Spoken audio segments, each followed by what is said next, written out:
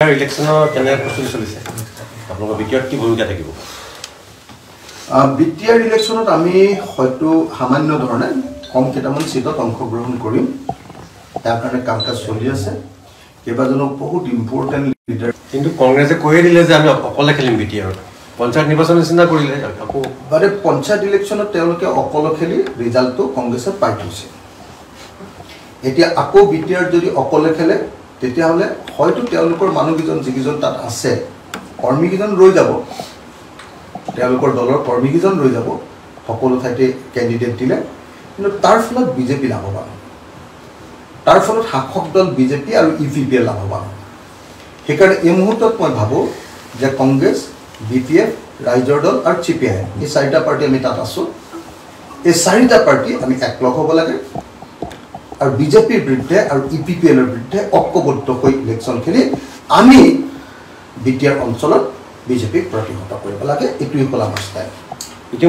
ইতিমধ্যে গৌৰৱ গগৈ নেতৃত্ব লোৱা প্ৰায় এমাহে হ'ল মিত্ৰতা কোনো ইংগিত নাই তেওঁলোকে কৈছে আমি দলটো শক্তিশালী কৰি লওঁ কিবা দিছে নেকি মিত্ৰতা ইংগিত এতিয়ালৈকে কোনো যোগাযোগ হোৱা নাই কোনো ফৰ্মেল যোগাযোগ নাই কংগ্ৰেছৰ তৰফৰ পৰা মিত্ৰতা সন্দৰ্ভত এতিয়ালৈকে আমাৰ লগত কোনো ধৰণৰ ফৰ্মেল যোগাযোগ কৰা নাই গৌৰৱ গগৈ ডাঙৰীয়াই এতিয়ালৈকে আমাক মানে মোৰ মাৰ খবৰ ল'বলৈ যোৱা দিনা ফোন কৰিছিলে তাৰ বাহিৰে কোনো ৰাজনৈতিক বিষয়ত ফোনো কৰা নাই আমি বিভিন্ন ধৰণে যোগাযোগ কৰি আছো বা তেখেতসকলৰ কিছুমান মানুহে আমাৰ লগত যোগাযোগ কৰি আছে কিন্তু এতিয়ালৈকে ফৰ্মেলি বিৰোধী ঐক্যবদ্ধ কৰিবৰ কাৰণে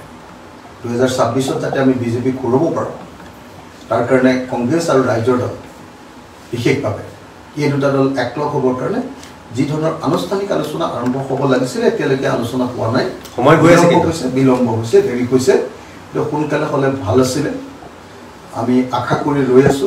যে কংগ্ৰেছৰ তৰফৰ পৰা আমাৰ পিনৰ পৰা সকলো ধৰণৰ মানে জেচাৰ দেখুৱাই থকা হৈছে আমি এটাও শব্দ কংগ্ৰেছৰ বিৰুদ্ধে ক'তো এটা শব্দও পোৱা নাই যিদিনাৰ পৰা গৌৰৱ গগৈ সভাপতি হৈছে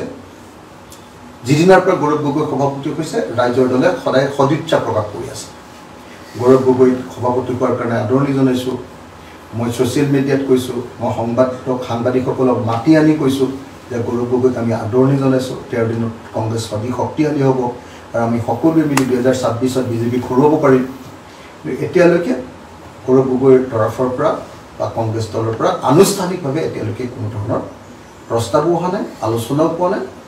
বা মিনিমাম কথাখিনিও আৰম্ভ অকলে খেলিম বুলি খেলিলে কি হ'ব তাৰপিছত তেওঁলোকে আকৌ ভাবিছে নেকি সেইটো মই নাজানো সেইটো আপোনালোকে গৌৰৱ গগৈ সুধিব যিটো প্ৰশ্ন গৌৰৱ গগৈ সুধিব লাগে সেইটো মোক সুধিটো ৰিজাল্ট নাপাব আমি একলগ হ'বৰ কাৰণে প্ৰস্তুত যদি কংগ্ৰেছে বিচাৰে আজি যদি কয় আজিয়ে লগ হৈ যাম কাইলৈ যদি কয় কাইলৈকে কংগ্ৰেছৰ লগত লগ হৈ যাম পৰহিলৈ যদি কয় পৰহিলৈকে লগ হৈ যাম কাৰণ আমি এইটো কংগ্ৰেছক ভাল পায়